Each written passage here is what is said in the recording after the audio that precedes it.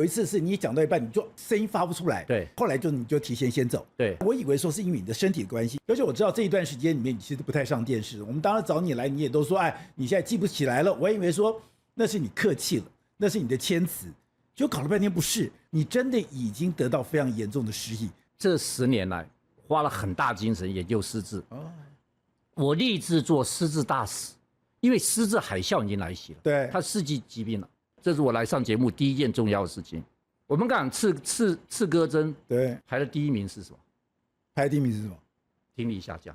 哦，听力下降是失智危险因子第一名，第一个征兆，第一名。哦，所以现在年轻人每天拿个耳机放这边，打电脑游戏，然后跑步重金属，是我告诉你，都是失智的高危险群啊！全世界第一个为失智症定法律的后生省做了一个研究，发觉人的牙齿少于20颗，失智增加5倍以上。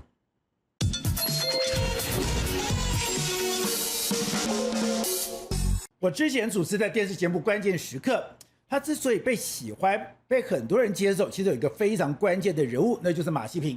因为马西平的博学多闻、博闻强记，而且他讲起话来呢旁征博引，你娓娓道来，你就觉得哇，那个厚度非常的深厚，而且你可以从他的谈话里面完全可以知道说这个事件背后的真相，而且你可以知道这个故事之后还有跟哪些东西，它的典故、它的来源、它的脉络，你可以知道的一清二楚。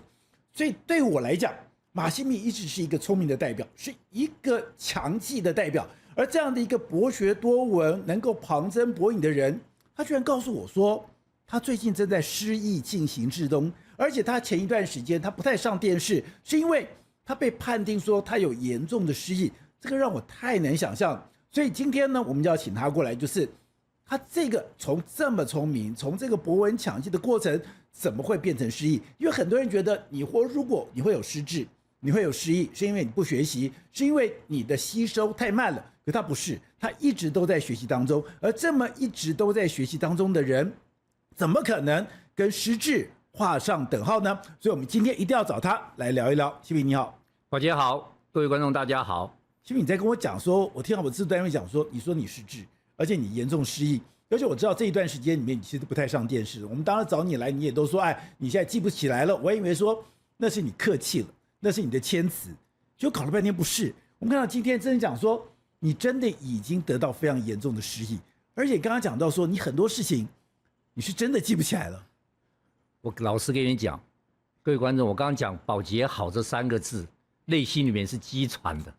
我讲了，从20几年前开始讲保洁好，就突然间最近几年没讲了，突然再讲保洁好，哇，那种感觉真回来了。保洁西平又合体了，所以这一集你一定要看下去。好。那个我这10年来花了很大精神研究失智，我立志做失智大使，因为失智海啸已经来袭了，对，它世纪疾病了。那宝杰刚不相信，其实我也很悲伤啊。别人说我上知天文下知地理，对呀，那等到人家问你什么都答不出来，人家说哦，给先的。然后还有人说我以前上节目是练大字报，对，那现在失智之后不是更惨了吗？可是我要补充一下，就是很多人都觉得我们的观念是背的。其实当然我们会给马老师题目，是。可是我最惊讶的是说，我不管给他什么题目，我给他讲气象的题目，我给他讲历史的题目，我给他任何东西，他都可以生出一堆我从来没有知道、我从来没有办法想象的故事在后面。而且刚刚讲到的，他在关键的时刻，他常常一个人就独自了讲了5分钟、10分钟，曾经讲过20分钟。他讲20分钟是从来没有间断，我也在旁边就这样听着。完全不间断，等于说你就算是背稿，你也背了20分钟，那你怎么会跟失智有关系呢？以前的关键时刻是一镜到底的，是不能 NG 的。哇，那时候真是滔滔不绝，好如长江大河。幸好后来可以 NG 了。我第一次讲不出名字来是行政院长江宜桦，他一下脑袋断掉了，从此就越来越严重，越来越严重，我就很多东西开始记不起来。尤其是一些古文明的，我跟你讲，我这个什么时候开始特别开始觉得自己越来越严重？第一个，我在家里面看电影，对，我老婆回来说：“这电影好看吗？”我说：“好看。”她怎么不久前才电影院看过？真的，因为然后我老婆从就喜欢戏弄我，她刚还不知道事情的严重性。譬如她买了蛋挞回来放冰箱，吃完饭之后我就说，把那个拿出来。我老婆说哪个，你们要讲出来。我说那个，她说哪个。后来我去问医生，医生说你还知道冰箱里面有个那个，对，还不错。但你蛋挞讲不出来，所以你刚刚讲第一个是我去电影院看过电影，对，我知道你是非常爱看电影的人。你在电影院看完电影，然后你完全没有印象，你回到家里再用电视看一遍，对，你还看得津津有味。这还不算，这还初级。我后来问了医生，医生说你还知道冰箱里面有那个，他就跟我说健忘是老化，失忆是老化跟失智的中间体。那失忆越来越严重，就会变成失智。各位知道失智症有很多种嘛？对。那阿兹海默氏症大概台湾占60%，世界占60%到80%。阿兹海默氏症就是以失忆为最开始的表现。我严重到什么程度？后来我每天睡觉前要看30分钟书，这固定的习惯，从小看完书放床头我就睡着了。我后来拿起书来，忘了昨天看了30分钟是什么东西，没办法，接不下去，完全接不下去，接不下去怎么办呢？所以我从那时候就开始不看床头书了。对，我就看欢乐的连续剧，追剧，看了欢乐看半小时我就睡着。所以马老师，你的意思是说，我如果今天看了30分钟，我看到哪个段落我是非常清楚的，所以第二天我如果要睡觉前，我要从哪一页，甚至我要从哪一页、哪一章节看下去，你就非常清楚的。但后来你已经完全忘了我看了什么。更可怕的是，我从小花了很大精神去背唐诗宋词。对，我上节目的时候，常可以把唐诗宋词给它变起来，变成很好笑的，你知道吗？我看那个《庆余年》，我不知道你看没有？张若昀，他是穿越到另外一个时代，那要作诗比赛，他用了杜甫的《登高》。我小时候那个《登高》啊，背得滚瓜烂熟，但他一背杜甫《登高》，我居然背不出来。我只记得无边落木萧萧下，不尽长江滚滚来。其他我什么竹亭新酒啊，我背不起来，我就开始把唐诗拿出来看名字，看我可不可以背。对，考我自己，几乎都背不出来，就只能背床前明月光，疑是地下霜。真的，我自己考试我就发现严重了，对，严重了。所以，然后我们家人曾经在我刚开始的时候，很喜欢玩一个游戏。我儿子女儿跟我老婆说：“老爸，去大卖场了。”然后我一定会说：“走，去万科隆。”他们就哈哈大笑，因为奇怪了，大润发什么都跳不进来。对，我永远只记得万科隆。那最早的大卖场，最早的，我奇怪，我大卖场就记得一个万科隆，那其他的嘞？其他就不记得。所以每次我都说去万科隆，他们就哈哈大笑。可是现在没有万科隆了，早就没有万科隆，所以我就越来越严重。因此呢，我就做第一个去看医生。那看了医生，当然就做了一些检查，我等下都会慢慢讲。然后第二个我就做了很多研究，看研究报告，世界级的。第三个我就开始自我疗愈、自我治疗。所以各位一定要听我讲，为什么？我是有医生的讲法，有世界期刊研究报告讲法，还有我自身10年来对抗失忆、不要走向失智的心得。对，这边今天要提供给大家。而且我记得你当时开始就是说接不上，我们跟他们讲江宜桦那一次，对，还有一次是你讲到一半你就声音发不出来，对，然后后来你就提前先走，对。那后来我以为说是因为你的身体的关系，因为你后来你的心脏，后来你的心脏开刀，然后魏征把你那个心脏扒了一层皮，那我以为是这个关系。那后来我们也找了一个跟失智有关的医师曾医师曾清源医师，他讲说失智跟人的慢性发炎是有关的，特别是你有心血管疾病，你有心脏病的话，你跟你的失智，你跟这个东西是有关的吗？我跟你讲刚曾医讲是一部分，像心血管疾病会引发失智的，对。那脑部的发炎、缺氧都会引发失智的。那我的失智，我自己这个跟医生也谈过，知道我是有几个问题。第一个问题就是失眠跟吃安眠药跟麻醉的问题。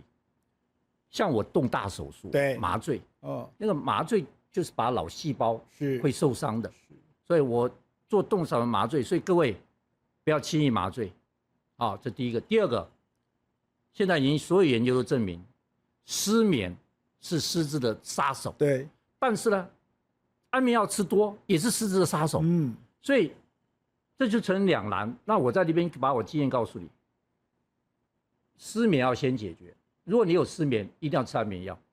但如果你安眠药吃好之后，尽量把安眠药退掉。对，这是很严重的事情。所以失智跟失眠，那我第二个是什么？你以前失眠很严重，你也长期吃安眠药。吃安眠药。我吃安眠药，所以我现在安眠药已经减到半颗，练多眠半颗。我打算要看能不能把这半颗再减掉。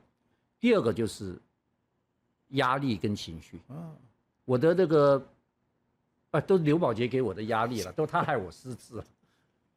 压力太大，我有时候我最红的时候，一天上7个节目，我从早上上大陆电视台，一直上到晚上关键时刻，上7个，给自己压力太大。压力太大之后，我就变成有一点恐慌症。为了你还有恐慌症？恐慌症就压力太大，这个情愿各位要知道，忧郁症跟恐慌症都是造成失智的重要原因之一。所以我就吃，偶尔上节目前我就会吃半颗藏安诺。你是赞诺？哎，半颗。上节目前要吃半颗。可是现在正吃赞诺是有影响的。哎呀，我今天忘了吃藏安诺了，压力好大。对，好。所以我自己的变化，我就去观察。所以我刚刚已经讲了几个重点，但是我要系统跟大家讲。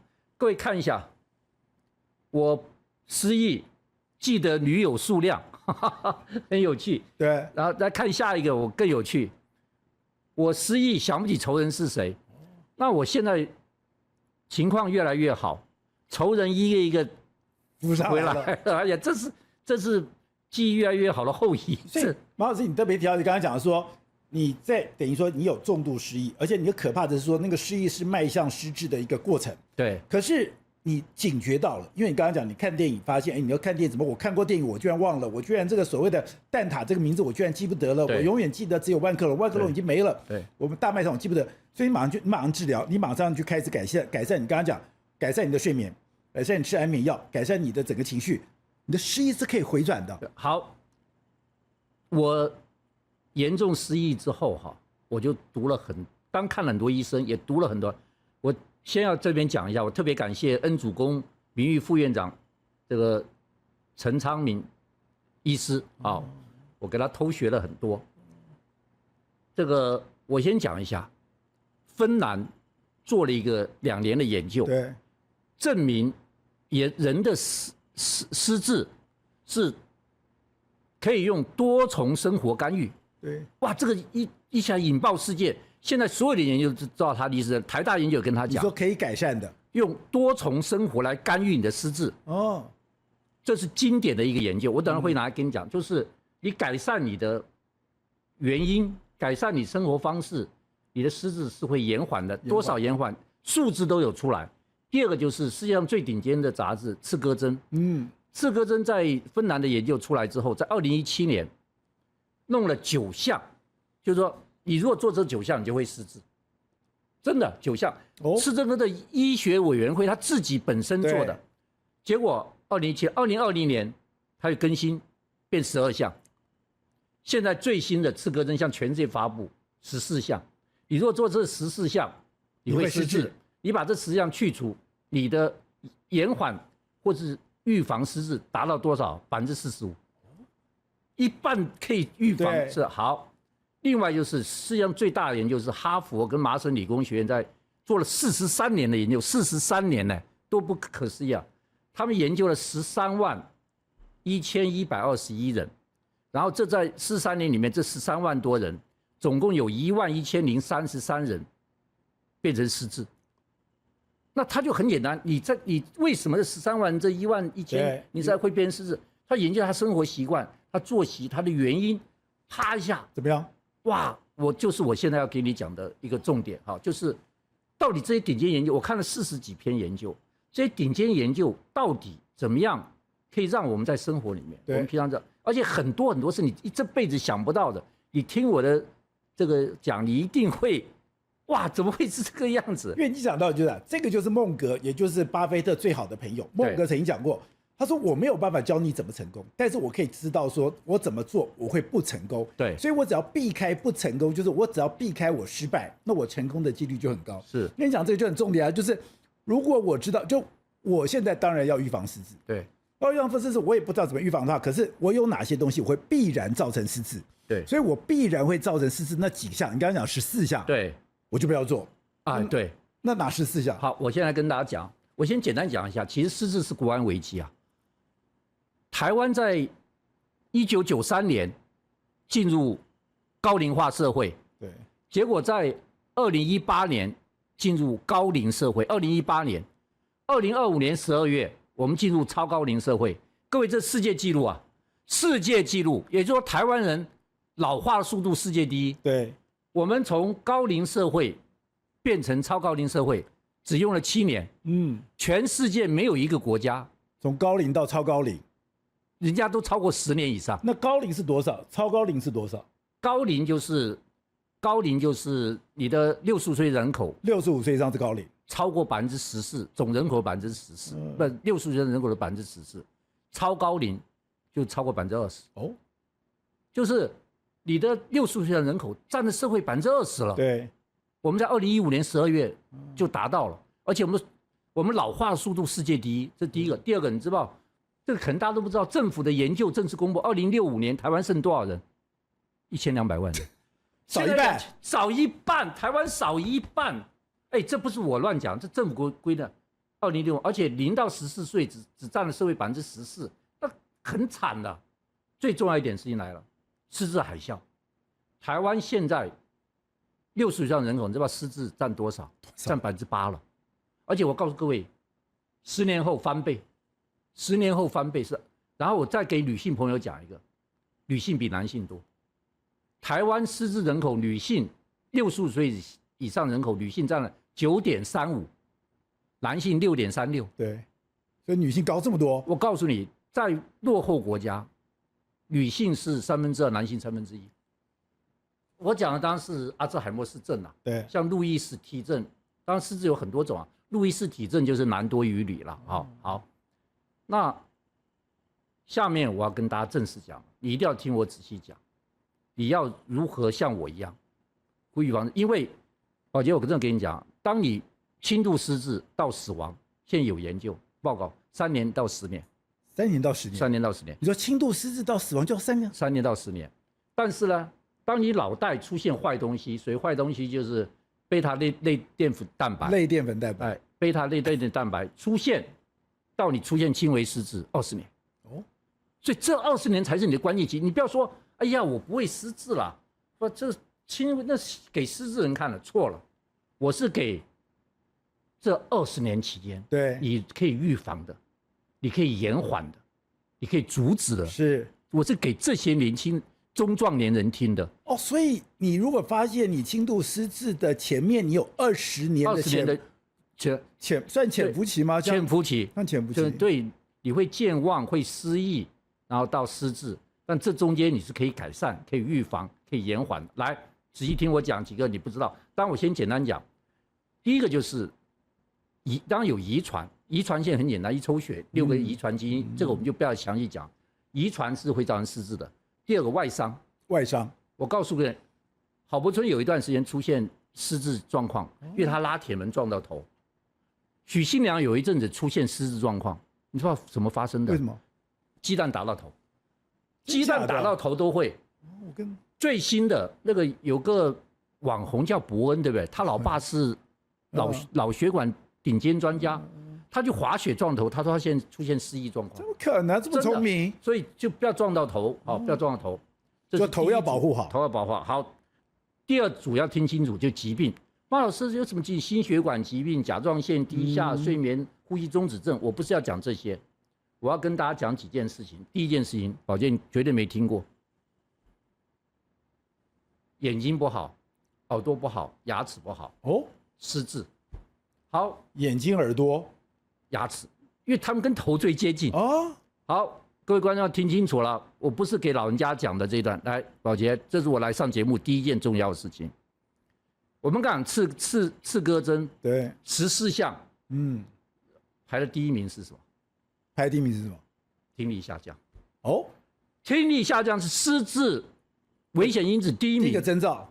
第一名。哦，所以现在年轻人每天拿个耳机放这边，对，打电脑游戏，然后跑步重金属，是我告诉你，都是失智的高危险群。啊，所以今天我讲第一个这个，所以听力的衰减是失智的第一步。第一名，哦，第一名，在次哥真世界最顶尖的杂志里面，他把失智力这个听力下降列为第一名。第二个，眼睛视力不好会造成失智，因为眼睛的神经跟脑神经最近。对，好，我不能没时间讲一下，现在全世界最伟大的医学工程就是让人长生不老，永生。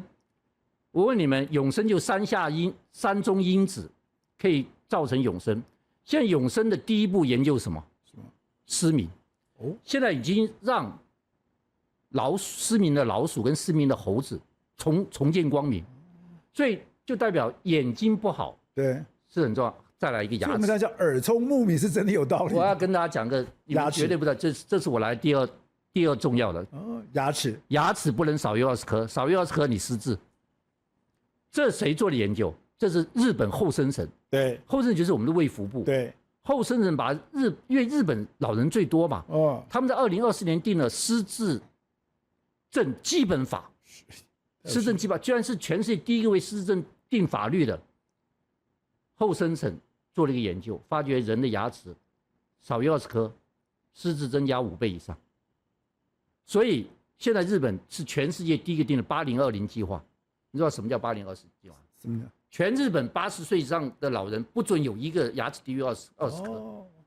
8020。对，那我装假牙也可以吗？假牙算，所以全日本80岁以上的老人不能少于20颗。所以我嘴巴里面不管真的牙齿、假的牙齿，我一定要20颗以上。20颗以上。那我要20颗以上，我才可以咀嚼。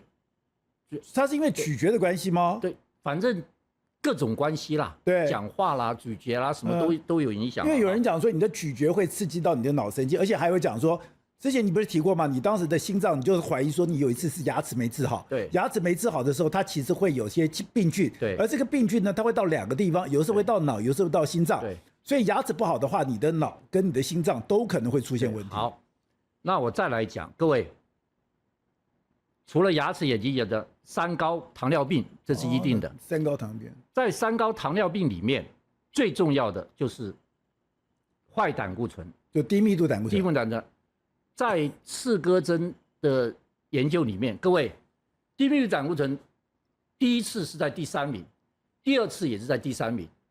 趴下最新的，它跟听力下降，听力下降永远是3次都第1名。对，跟听力下降跟胆固醇过高和都是第1名。哦，我一看这个之后，我就把胆固醇下降了。对，各位来看上面是我的检验报告。你的第15项。对，第10项是总胆固醇。总胆固醇202。第12项是三酸甘油脂160，然后第15项是坏胆固醇141。好，记了200多的。你知道我多少吗？啊，我158。这不行，要好来看我现在控制的。为什么我现在讲话能够这么来？下一张看我控制的。哦，控制的。哎，好，这是我最新的，我的总胆固醇第一个变90，从200多变90。对。我的第3个，我的三酸甘油脂从160变80。哦，降一半了。变一半。来，我们再看下一张坏，各位看。我的 LDL 坏胆固醇变39， 141.1变成39，降了100，降了100多，降100多。对，当然，现在有个医学研究说，胆固醇降太低也会对老造成不好。对，但没关系，坏胆固醇一定要降低，因为失智症里面有个心血管疾病失智症，这很严重的。那心血管是不是你把坏胆固醇降低，你心血管疾病会改善？同样也改善失智。如果你喜欢今天的内容，欢迎你抖内相挺，用一杯咖啡、一杯好茶的心意，支持团队制作更好的精彩内容。而你的超级留言，我都会认真看的。所以，新平你刚才讲说，当你发现自己有失忆状况的时候，你马上就就找医学的求助，对，然后开始改善自己的生活。改善自己生活的第一步就是把你的刚刚讲三酸甘油脂降下来了，把你的胆固醇降下来了。哦，好，然后我第3个疾病方面，我就刚刚讲过，忧郁症、躁郁症、情绪压力，哇，这个太严重了，脑细胞都靠这些在活跃的。我是躁郁症，我是压力过大，所以我后来抛弃刘宝杰，不上关键时刻，我的失智症就变好了。我现在跟他几年之后又讲宝杰好，我鸡皮疙瘩都起来了。对，那失智症会不会又回来了？宝杰要找我讲历史，我害怕的不得了。他那天跟我讲，西平我们讲中共10大元帅吧，我一下哇压力又来了，对吗？对。因为我很想讲中国10大元帅，因为那个真是这个中国历史里面非常传奇，我觉得只有你可以讲。好，我要讲快一点。那疾病还有一个，我简单讲，缺乏维生素 B12，B12 缺乏 D， 有个人绝对想不到，现在证明缺乏锂，所以大家都不晓得，从来没人去验锂，现在已经世界的研究发现缺乏锂会失智。好，那这是疾病方面，我为了时间我讲快一点，然后再下来我要讲环境，第3个大项是环境，各位一定要注意，现在你如果真的是判定失智，到医院去他会帮你抽血，抽血你知道干什么？抽血可以知道失智，检查重金属，重金属，因为现在已经发觉重金属污染是会失智的，对，所以第一个检查重金属，好，这很重要。第2个空气污染，失智症都不能出去。我告诉你，我们都说 PM2.5是跑到肺部，对不对？对，错，到脑子吗？到脑子。现在失智人的脑袋里面发现 PM2.5，而且已经证明它对失智是有关的。好，我今天来讲不是讲这个，这因为它的环境污染这个杀虫剂，最近鼠疫发生，对，老鼠药、杀虫剂都会是。好，我现在真的要讲这个，塑胶为例，有一个美国的研究发觉塑胶为例是失智症的超级杀手。是塑胶为例，所以现在千万不要用那个塑胶袋去装热汤，所以大家都用自己带包子。咖啡纸杯的咖啡，热咖啡7万塑胶为例，瓶装水10万塑胶为例，那是不是就不要喝咖啡了？错，要喝咖啡，你要听我等。咖啡族不要担心，你一定要喝咖啡。好，来，第4个最重要就自救，怎么自救？我跟太多医生谈过，太多专家谈过。每个都跟我讲，这个人讲2项，那个人讲2项，这个人讲3项。我看把医生的综合起来，我自己看了很多研究报告，再加上刺胳针的14项，再加上哈佛的再加上芬兰的多重生活干预，那指的是哪些多重生活？我把它综合成9个综合生活干预。你如果做这9个，你的失智会延缓或是预防超过45%，45%。你现在在做的？哎，我现在做。第1个，动脑，让脑细胞活，让脑细胞活化。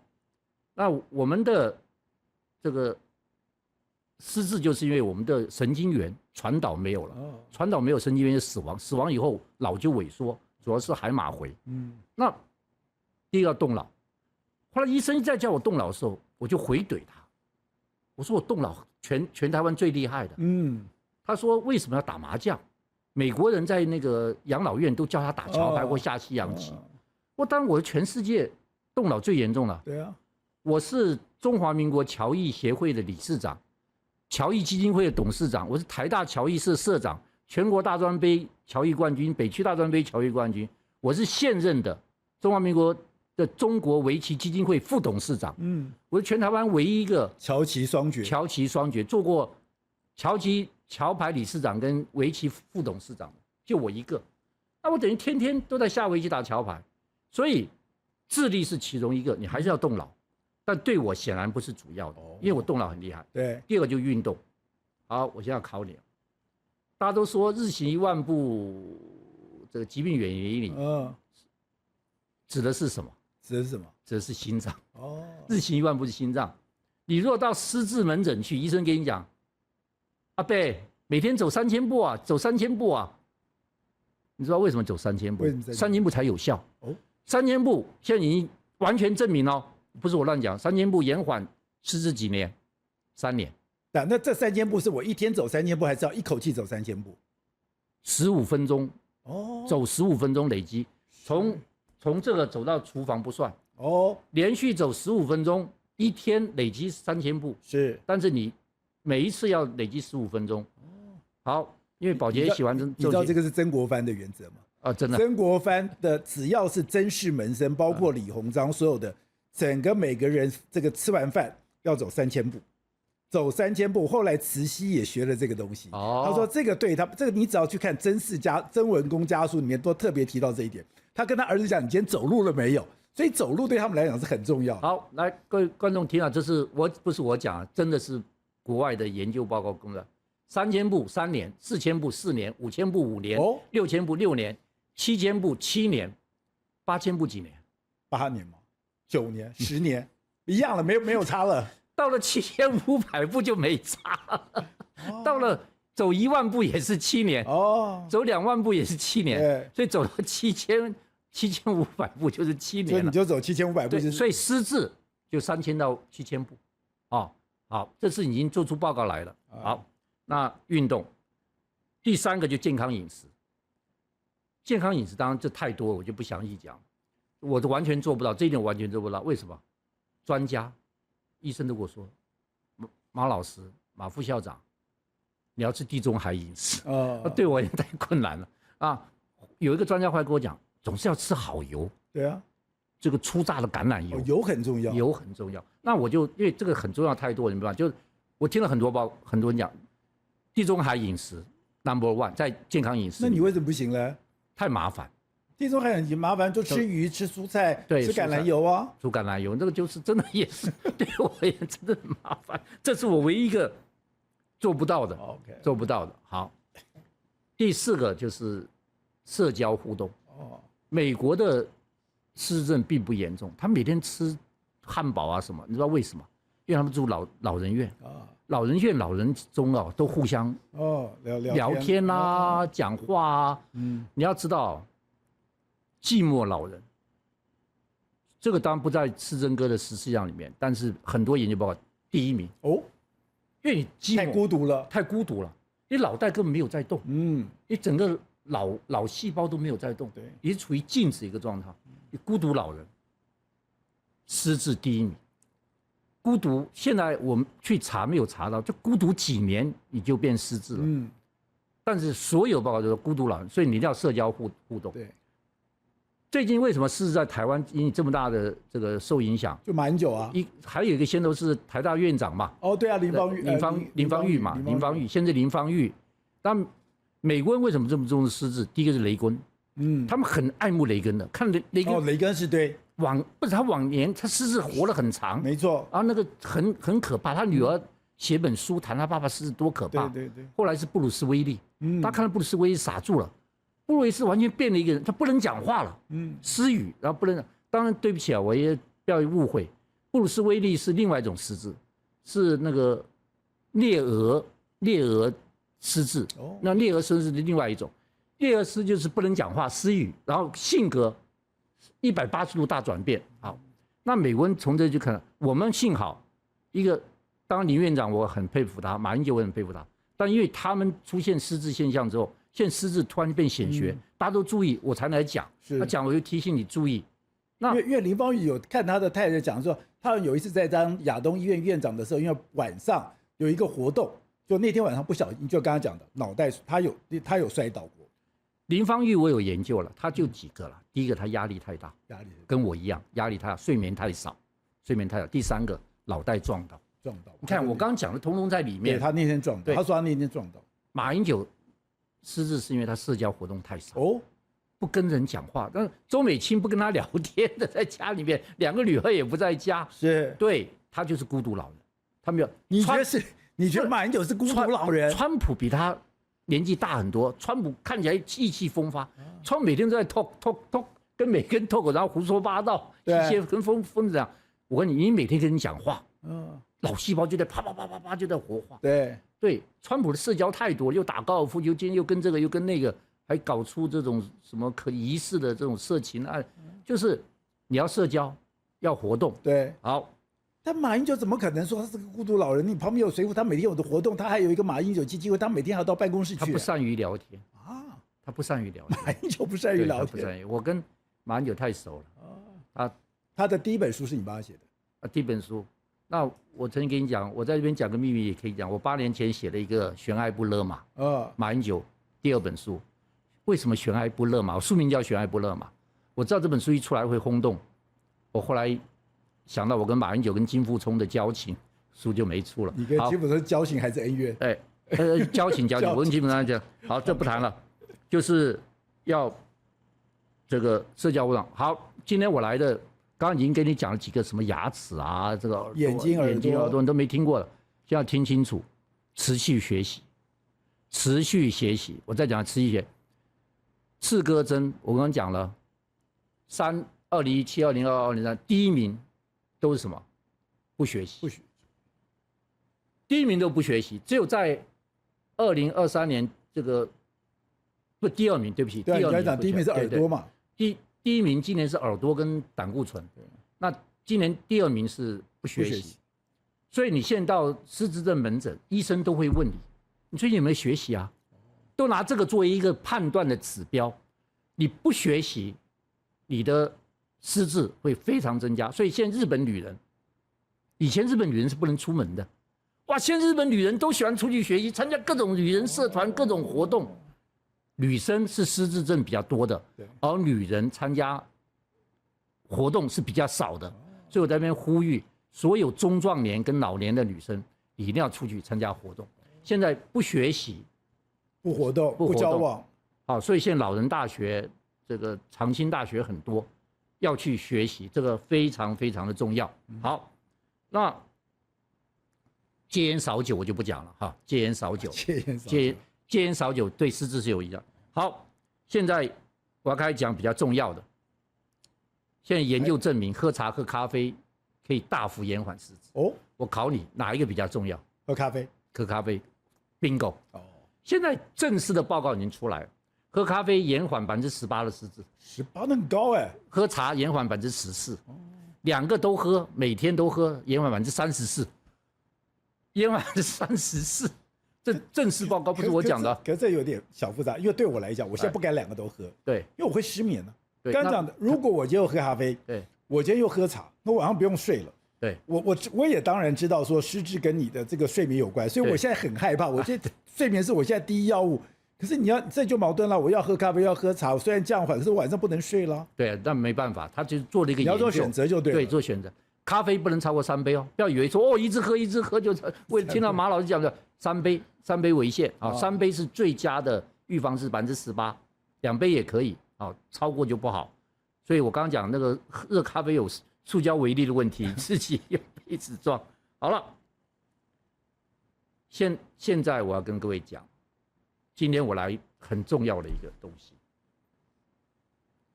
你刘宝杰关键时刻退休回来练兵是练对的，你这个练兵是练老，为什么？一个最新的研究报告出来，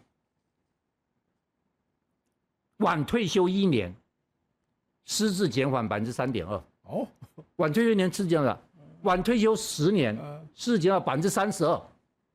还有，大家都几岁退休？65吧，60岁。60岁退休最可怕，因为人的失智脑细胞萎缩就从60岁开始。哦，是哦。现在最新的研究发现，我完全都讲研究报告，你60岁退休跟65岁退休，延缓你失智的程度43%啊，43%，将近一半，差这么多。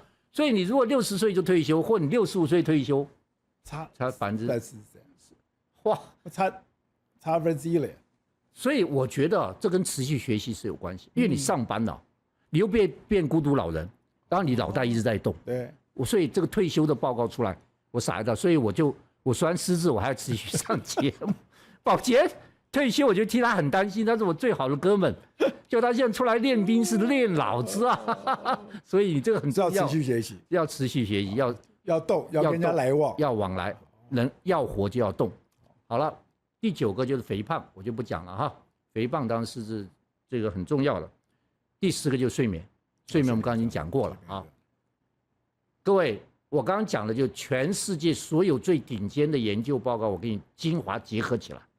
哦，结合起来，你刚刚听我的，反复听，其中你有的不一定全麻，你有的你就把它戒掉，去把它改善。对，我就最好的例子，我就是做这些来做改善。所以马老师，你真的后来就改善了。我觉得你现在的状况比我当时看到的状况要好很多。第一个，你的元气要好很多，你的这个反应也比较好，也好很多了。对，而且你刚刚讲，你这样讲，完全不觉得你有任何失业。你刚刚讲所有东西娓娓道来，你刚刚讲很多那个失智都专有名词，那个都要记下来的。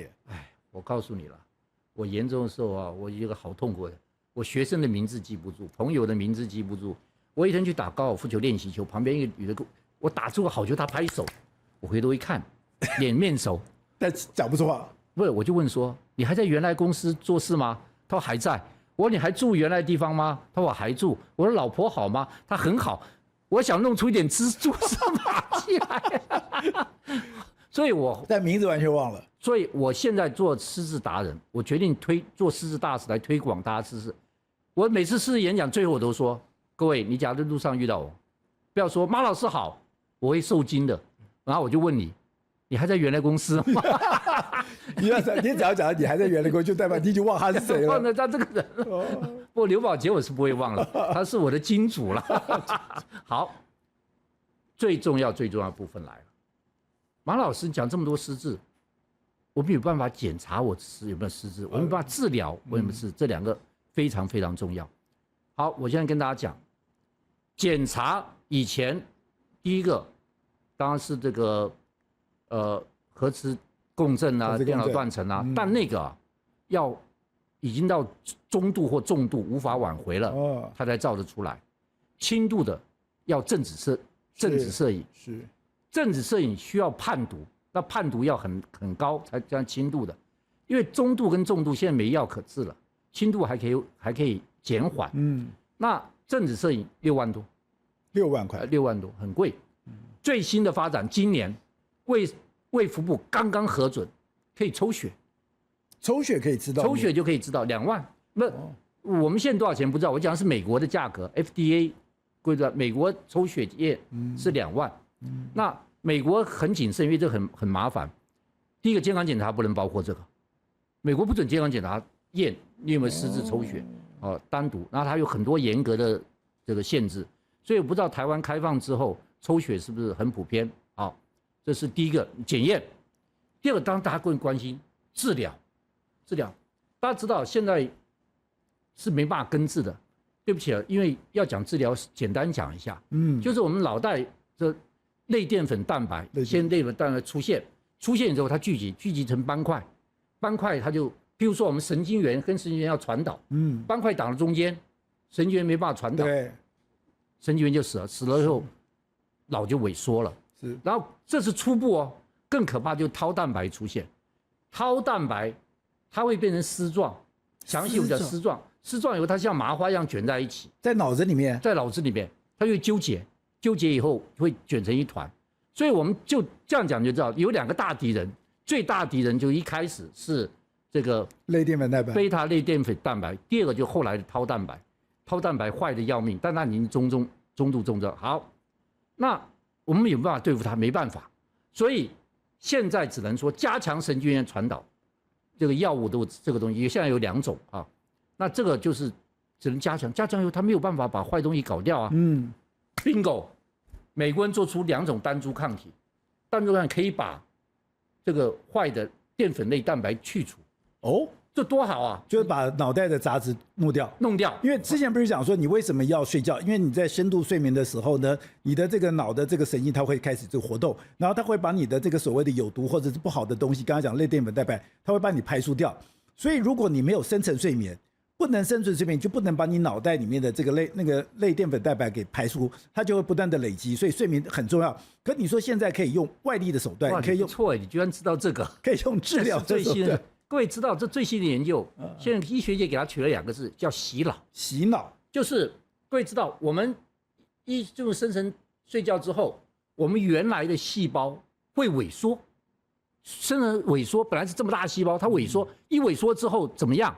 空隙出来了，空隙出来后，居然我们的脑就会把脊椎叶弄进来，脊椎叶在这一弄进来后，哗就给我们洗细胞，把脏东西杂质洗干净带走。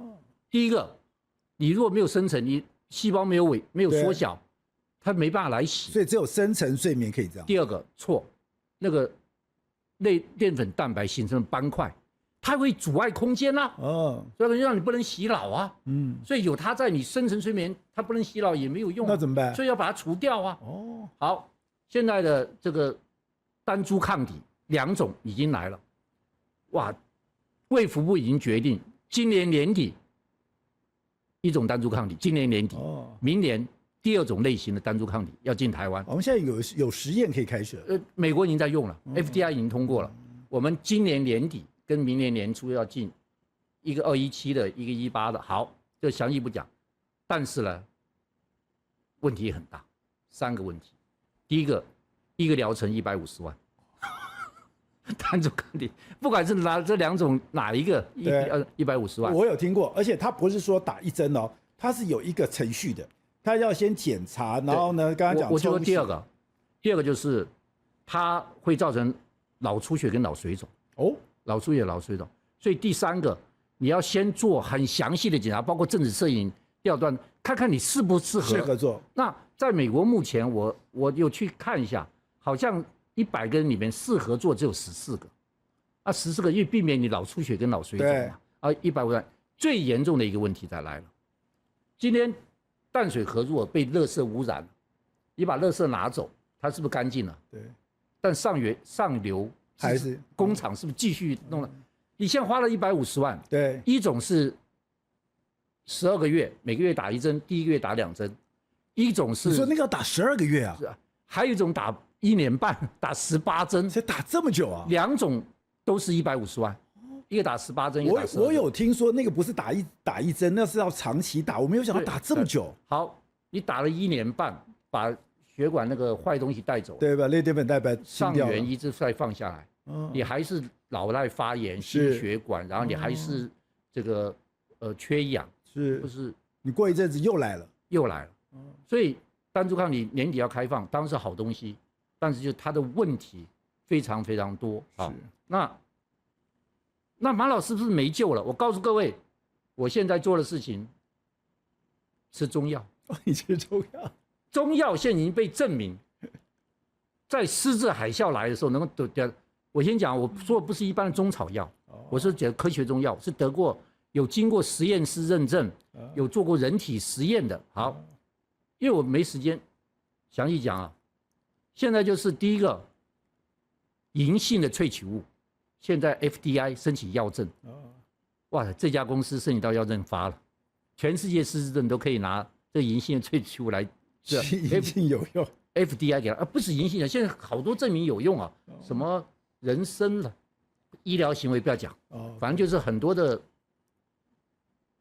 就不是中草药，我就说是科学中药，已经证明对它有效。萃取的，很简单嘛。譬如我讲个最简单的例子，慈济有个青脑丸，它是给病人用的。慈济啊，它是6种中药合成的萃取的，叫青脑丸。好，我给大家报告个天大的好消息，我们卫福部的国家中药研究中心、中药研究所做出来国家青脑1号。国家青脑1号。那国家青脑1号居然在小老鼠跟猴子上面把脑袋的类淀粉蛋白，就是坏东西清除掉，已经证明了。所以他现在找厂商技术移转做人体实验，申请药证。你如果知道他跟哪一家合作，赶快去买他股票，发财！因为这不掉，全世界都在注重这个事情。你如果真的是能够把它拿掉，坏东西拿掉，那失智症的神药，这国家的青脑1号，这是我们中药的一个了不起的发明。其实今天时间是不够的，但是我心情太愉快。第一个，因为跟西平宝洁多久没合体了啊？这个要不是宝洁贵人，关键时刻我今天也不会成为这么杰出的名嘴。因为你的关系。然后你从我讲就知道，我已经把它浓缩再浓缩。你要听完我讲，你对整个失智、整个影响都会有的。但我最后要讲，我今天讲的大部分是阿兹海默失症，你知道，像这个其他的失智症巴金森氏症，巴金森很简单，它是多巴胺缺少。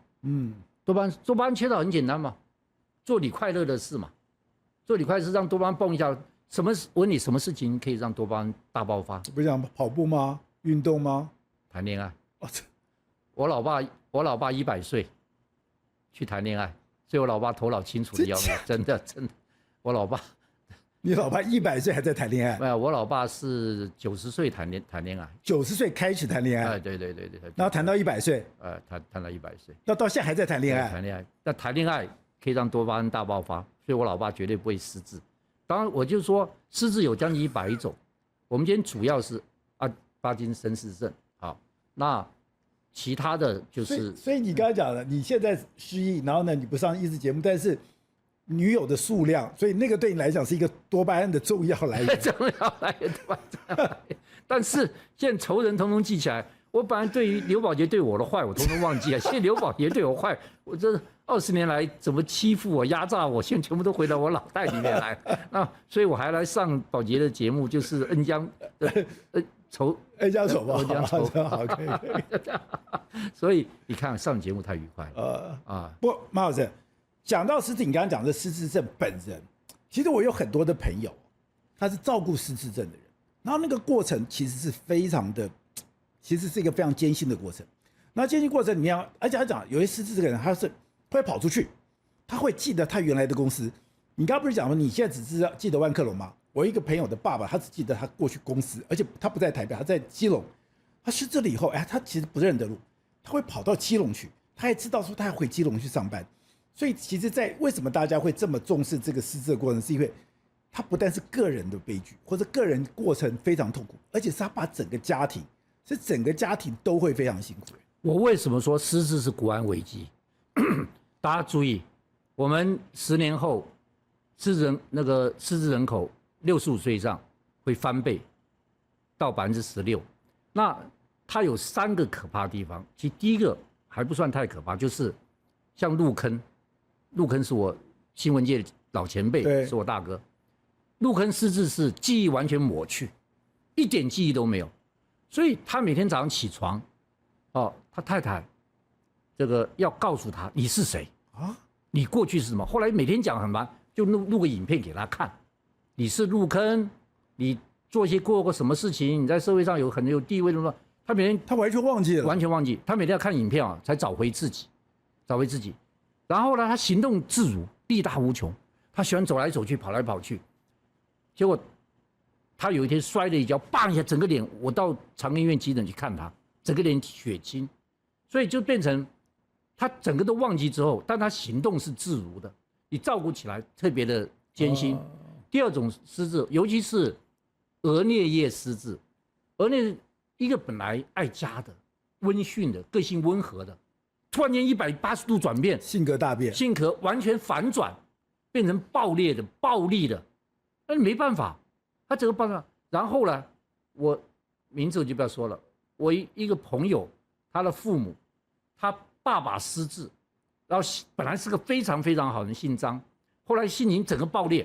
他妈妈在照顾的时候，他棒一脚踹飞，让他这个2个髋关节全部断掉，就自己妈妈卧床，就那更惨了，谁来照顾他爸爸？对，所以当你变成暴力的时候，然后你又失忆了。对，这第2型是真的最可怕的。所以你这样讲，性格的改变也是失智的一个征兆。对，性格的改变是失智。我刚刚讲额颞叶不但是改变，它是180度反转，懦弱人变勇敢，温和人变暴力，这是很可怕的事情。所以失智症它其实你知道，最近有一个调查报告可以上网看，台湾人最害怕的第1名是癌症。第2名就是失智。为什么怕？是的，太可怕了。因为其实癌症当然是不好，希望大家都平安。但得了癌症比较好照顾。那如果重度癌症就是卧床，失智不是。重度失智者，他还可以四处走，他还力大无穷，他行动能力没有改变。这就是国家要付出很大资本，个人要付出很大资本。将来在台湾会变成1比1，一个中壮年养活一个老年人，你家里面有2个老年人，我问你，他如果失智了，你要给他治病还算，你要怎么去照顾他？这将会成为台湾国安危机最大的一个难题。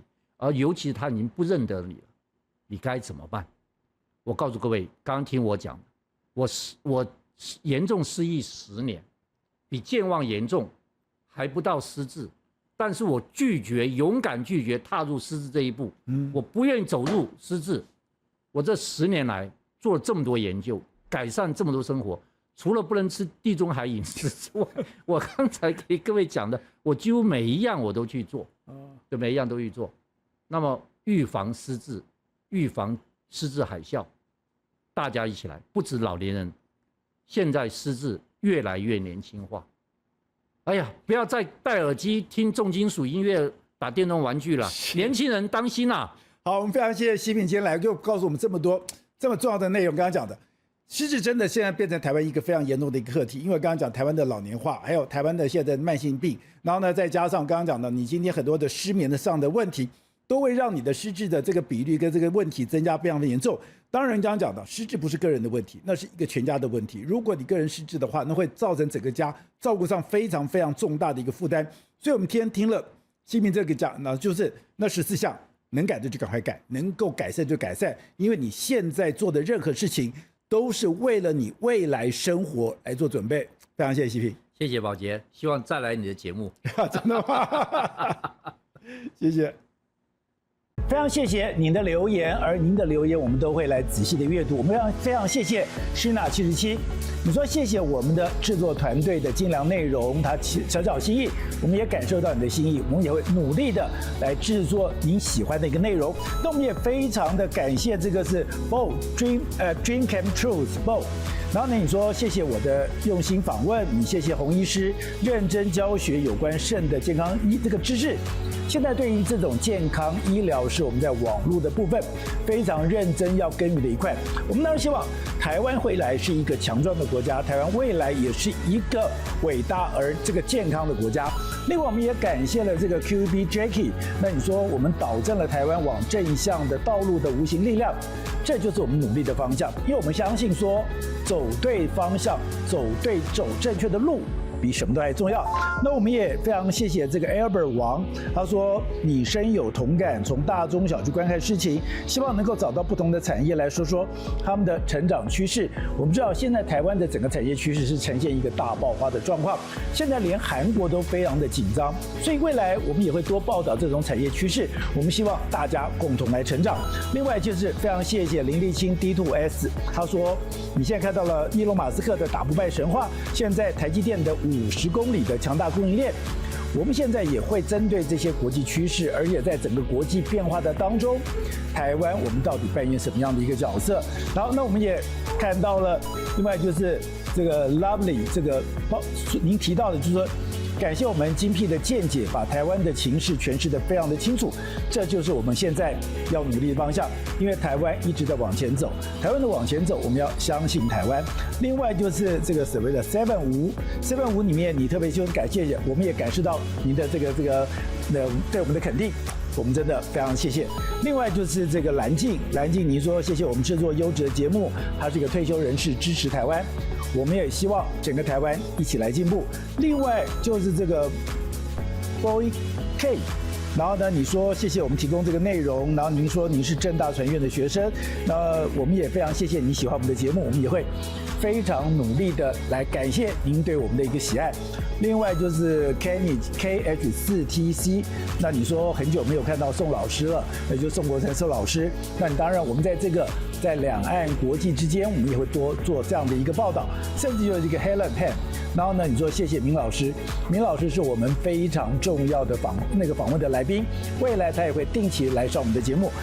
非常感谢你们这个喜欢我们也会非常认真，我们非常感谢，因为这么多人喜欢我，对我们来讲那是一种责任，那也是一种我们需要的这种所谓的使命，我们会好好的把这些工作做好。谢谢。